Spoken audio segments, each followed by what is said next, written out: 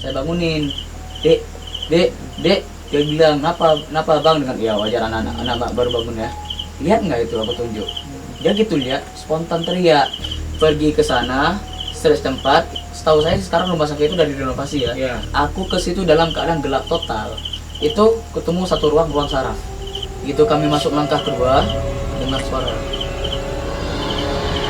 Wah, anjir. Tok tok tok. Assalamualaikum guys.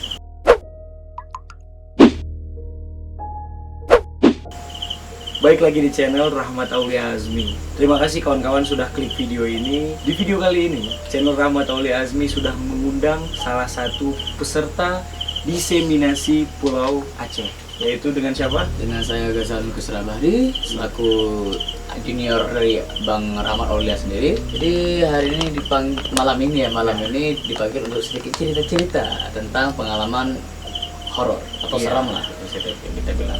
Jadi di video kali ini mungkin ini video perdana channel Rahmat Aulia Azmi membuat video konten horor. Sebenarnya ini sebuah pertimbangan juga karena ini hari pertama kita juga di Pulau Aceh, ya kan?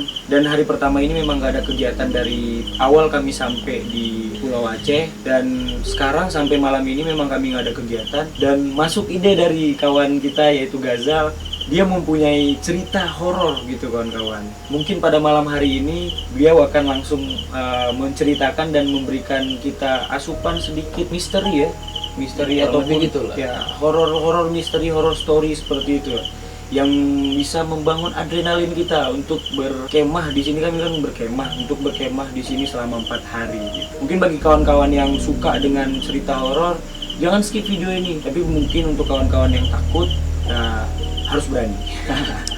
Coba uji nyali, coba uji nyali seperti itu. Berusaha berani. Ya, berusaha berani. Jadi nggak perlu memperpanjang lagi, langsung saja kita mendengar pengalaman mistis atau pengalaman horor dari saudara Ghazal. Jadi gimana? Coba cerita. Jadi sebelum mulai nih ya, sedikit klarifikasi berhubung karena tadi saya bilang ada pengalaman nih. Saya pribadi orangnya ini pengalaman horor sedikit, sangat sedikit ya. Seumur hidup saya cuma baru 2 kali saya mengalami hal-hal mistis, dan itu memang bikin saya merinding waktu itu, jujur. Biarpun ya nggak tau lah, kadar tiap orang itu kan beda-beda. Mungkin menurut saya udah ngeri, tapi menurut kawan-kawan di rumah kurang ngeri gitu. Itu pengalaman pertama umur berapa? Pengalaman pertama saya itu waktu pertama kali pindah rumah dari Panton Labu ke Sigli. Waktu itu rumah saya itu baru dibangun. Umur Kelas 4 SD itu kira-kira umur... Oh, masih SD lah. Masih SD, kelas 4 SD baru bangun. Dan rumah saya itu masih fresh. Bau cat dinding semua masih terasa dan baru pertama kali dihuni. Jadi gini ceritanya. Waktu itu saya memang dari kecil tuh udah biasa begadang, udah biasa suka tidur telat itu. Kategori untuk anak kelas 4 sama anak kelas 4 SD tidur di atas jam 12 itu udah begadang ya. Kita sendiri sebagai orang dewasa pun udah begadang gitu kan ya. Jadi waktu itu saya masih terjaga, masih asik baca komik ayah saya dulu, komik Donald Bebe. Itu bacanya itu pakai senter kuning. Senter kuning saya baca. Jadi entah kenapa penglihatan saya itu ketuju sama lemari saya. Lemari itu gitar itulah ada tuh. Bisa sepanjang itu. Gede, jangkauannya segini lah ada ya, kurang lebih. Itu kayak saya melihat sosok hitam berdiri. Kurang lebih itu persis kayak di film The Conjuring. Film The Conjuring, di scene dimana si penyihir ada di atas lemari itu. Cuman ini nggak nampak muka apa-apa, cuma nampak dia seperti ini, sosok hitam. Saya terpongong. Ada matanya nggak gitu ngeliat gitu? Nggak ada apa-apa, memang persis kayak tapi wujud cewek hitam, kayak wujud rambut panjang hitam, nggak ada muka, nggak ada apa-apa. Jadi saya pucat, kebetulan saya tidur sama adik saya karena baru pindah rumah. Kamar saya waktu itu belum siap, jadi saya tidur di kamar adik saya. Saya bangunin, dek. Dia bilang, kenapa bang? Dengan ya wajar anak-anak baru bangun ya. Lihat nggak itu aku tunjuk? Dia gitu lihat, spontan teriak. Oh, dia teriak juga? Ya itulah, dia ngeliat juga kan, dia bukan imajinasi anak-anak. Ya betul. Bukan aku doang yang ngeliat. Kalau aku doang yang ngeliat, jadi kayak bisa dibilang oh ini anak-anak masih berhalusinasi lah kan. Dah teriak kami, langsung dia teriak, aku pun teriak, ambil selimut. Mamaku datang kenapa itu mak, di atas lemari ada orang. Mamaku lihat nggak ada apa-apa karena lemari itu kosong, nggak ada apa-apa di atas lemari itu kosong. Lemari udah terisi tapi ini di atasnya loh. Oh, di atasnya itu kosong, nggak ada apa-apa. Sedangkan aku lihat ada bayangan hitam di situ. Bayangan hitam persis gini dia, gini. Wah, Nah, gila. itu pertama kali saya ngerasain hal mistis. Hal kedua, ini waktu saya kuliah semester 2. Ini kebetulan saya ketemu sama teman lama saya. Punya hobi, kami sama-sama hobi suka cari gara-gara. Maksudnya gini, kami suka cari hantu. Dia memang percaya hantu dan dia suka hal-hal mistis gitu. Saya biarpun sudah pernah kejadian hal gitu, jadi saya masih menganggap ini cuma kayak halusinasi anak lah, biarpun adik saya juga lihat gitu. Saya nggak percaya. Jadi sebenarnya Anda ini berani terhadap makhluk mistis gitu. Bukan berani, tapi penasaran saya itu lebih kayak ini ada nggak sih, atau kayak gini loh, sering kali kalau misalnya hal mistis itu terjadi itu satu orang, nggak pernah lebih gitu. Kayaknya itu kayak nggak bisa jadi bukti gitu bahwa makhluk halus itu ada. Saya bukan bilang hantu itu nggak ada ya, syaitan yang segala macam itu ada, cuman kayak apa gitu, saya masih belum percaya lah hal gitu. Sampai suatu hari kayak pernah nggak sih dibilang setan bisa gerak-gerakin benda gitu? Sering ya kita dengar gitu ya. Itu dia ngeganggu kalau Ngeganggu. tahu ya, Nah, ngeganggu. jadi waktu itu aku mau bikin kayak video juga. Video ini gagal ya. Kami waktu itu pergi ke rumah sakit. Berarti sosial eksperimen lah itu ya.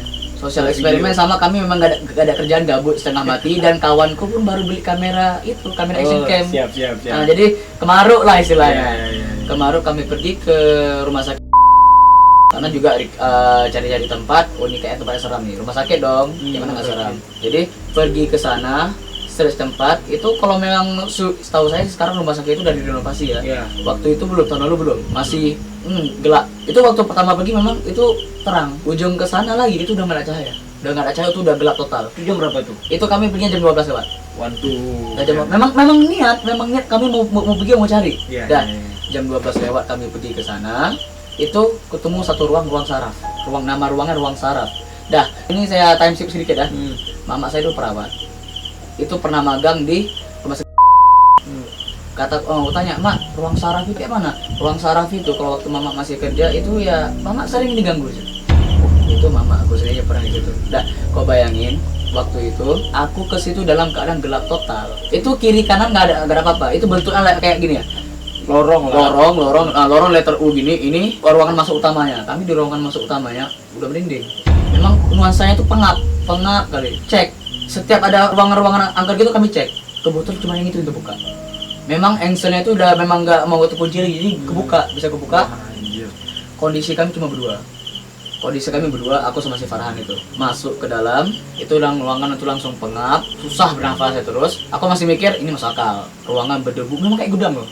Iya, karena itu kayak udah gudang. lama nggak dipakai. Iya, kayak semua peralatan rumah sakit yang udah rusak ditaruh ke sana semuanya. Iya. Dah, itu gitu masuk pengap. Tapi aku masih bawa pikiran logis. Ya wajar, pengap, berdebu semua, dan pun udara mana mau masuk. Biarpun cuaca itu berangin. Dah, itu pintu kami tutup dengan harapan kalau misalnya ada yang masuk atau apa, kalau nggak tahu lah kalau kami masuk. Ini kan ilegal. Dah, kami masuk, kami tutup. Dah, gitu kami masuk langkah kedua, dengar suara. Wah, anjir. Itu aku sempat itu, karena aku di depan. Oh, gua di depan. Aku depan, aku diam bentar, aku lihat ke belakang, aku lihat si Farhan. Farhan ngeliatin aku, ngeliatin gini. Dia takut. Artinya kan sama-sama dengar, bukan aku doang yang halusinasi. Oh, anjir. Waduh. Dah, jadi lorongnya itu kan dibagi dua. Di lorong kedua sebelah kiri ini, itu ada satu, tahu kan tempat tidur rumah sakit itu? Oh, iya. Di situ kayak ada orang tidur. Pikiran logis aku gini, mungkin ini satpam yang udah ngantuk tapi nggak boleh tidur karena lagi kerja. Aku logis, pikiran aku logis. Iya. Terus Dah, mau ngecek itu benar nggak, karena mungkin bapak tuh ngorok gitu gitu kan, ngorok. Tapi logikanya mana ada orang yang mau tidur tempat si bodoh itu. Soalnya logikanya itu nggak sehat dong. Ya. Walaupun memang mau lepas dari tanggung jawab atasan itu biar nggak kena marah atasan, pasti nggak di situ tempatnya. Mau cari tempat lain. Ini di situ, nggak logis. Jadi kita cek, mudah-mudahan jangan kita cek situ. Kita cek sebelah kanan. Dah, itu cek mau sebelah kanan, itu terbuka. Itu persis kayak di film-film loh. Enggak, ini memang ini kedengarannya kayak, oh ini ngebual nih si Gamin nih kan. Tapi serius kayak di film-film. Terbuka dikit. Aku sama dia senyum. Angin. Mencarikan suasana, Biar nggak takut. Dah, angin ini. Oh iya angin kan. Udah angin, tempat tidur rumah sakit ada roda. Iya. Itu kan berat. Kami ganjal itu pintunya. Tak dah. Jadi kiri apa kanan bilang ini. Kami lanjutin tuh perjalanannya. Kiri apa kanan? Gede. Kanan aja. Aku merasa kayak kiri kurang aman, Cok. Kanan aja. Dah. masuk kanan, gitu mau balik, gitu mau ke lorong kanan, itu kebanting. Tung. Anjay. Bayang, cok itu berat loh. Roda itu berat. Udah aku ganjel padahal ya? Udah aku ganjal. Anjay, Dan kok biarpun aku bilang itu apa tuh tinggal dorong, tapi ini kunci. Udah aku rapatin, aku kunci bisa. Maksudnya bukan aku kunci nggak bisa buka, biasanya ada effort lah kalau Ya gitu. betul. Aku masih ada gini, cok. Biarpun kupikir logika kita angin ya kan, cuman mending jangan. Gini ya, kau sama aku cuma berdua di sini. Badan kau gede, badan kau kecil.